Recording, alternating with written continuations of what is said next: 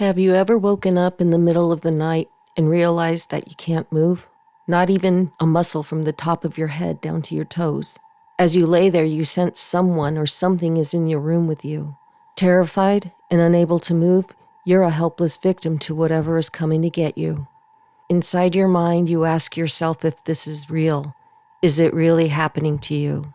Are you under a strange spell that has you paralyzed, forced to witness the horror of what's to come? Or are you suffering from a phenomenon known as sleep paralysis? Hello there. Welcome. Thank you for joining me in another night filled with tales of terror. Tonight's video is all about sleep paralysis and just how bad sleep paralysis could actually affect a person's life. But before we begin, I just want to say a quick hello. Hi, my name is Roberta Griffin, and I just want to thank you for checking out my channel, Scary Girl Griffin. I also want to let you know that what you hear on this channel is either factual, fictional, or somewhere in between. But I will always let you know at the end of each video just what it is that you've listened to. So before we get started, I'm going to ask you to get comfortable, click the like and subscribe buttons, turn down the lights, and let's begin.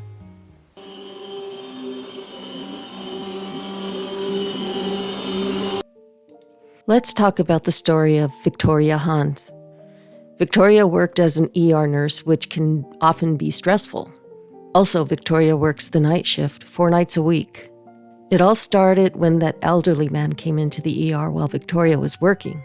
He was ranting about demons trying to get him and how they were tormenting him. He said he couldn't sleep because when he did, they were always there trying to crush his chest and suffocate him. He said they told him they were going to drag him to hell. He cried about this to Victoria as she tried to take his vitals and prepare him for the doctor, but he was fiercely out of control to the point orderlies had to come into the room and restrain him. In fact, he was so out of control they transferred him to the psych ward. As he was taken away, strapped to a gurney, he swore crazily at Victoria. He laughed hysterically when he told her they were now going to be her problem. He said she was going to suffer now for not believing him. He screamed at her, saying, "I curse you with these demons." Looking directly into Victoria's eyes, the elderly man looked both terrified and, in a strange way, satisfied. Victoria had dealt with several mentally ill individuals enough to know she wasn't cursed. The other ER staff watching just shook their heads and rolled their eyes. It was just another day at the office for them.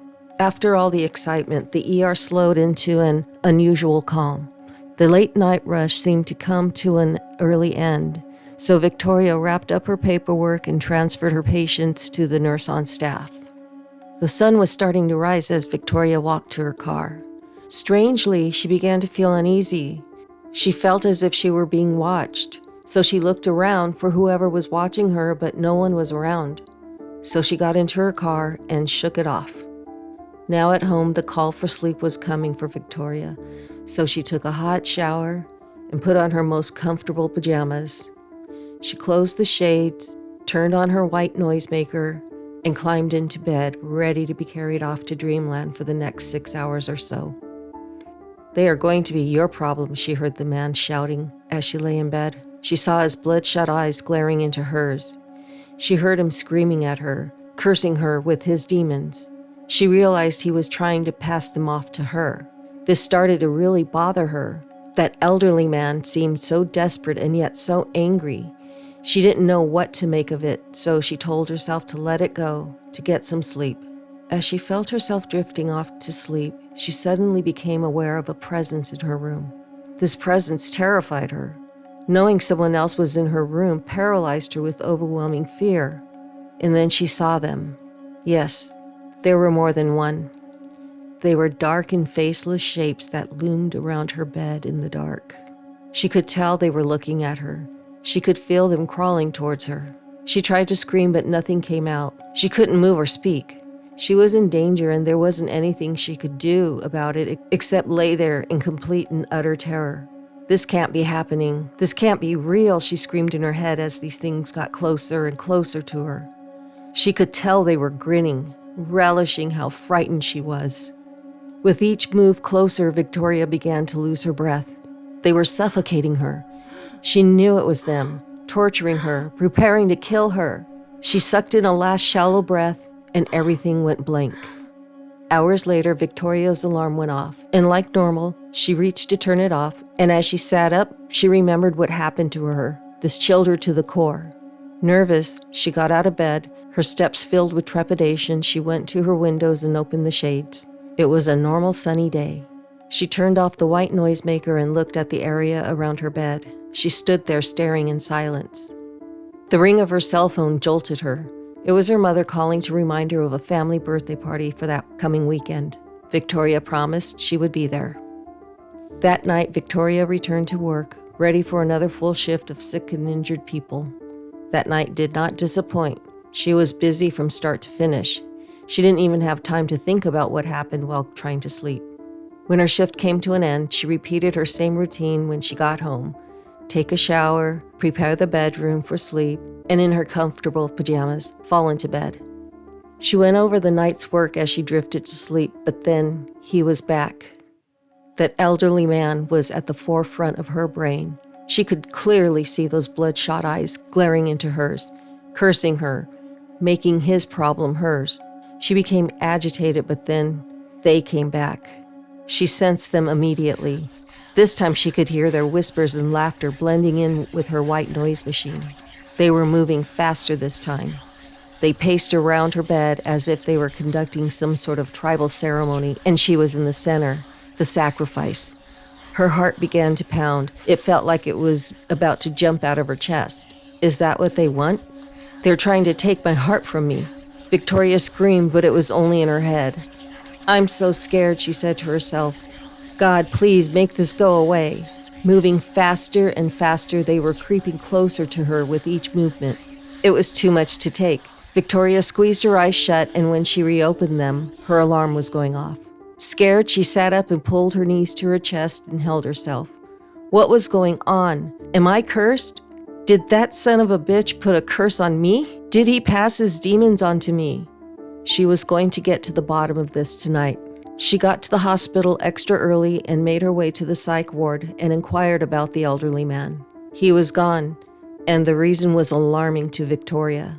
The head nurse in the psych ward told Victoria that the night they brought him in, he was perfectly fine, serene almost.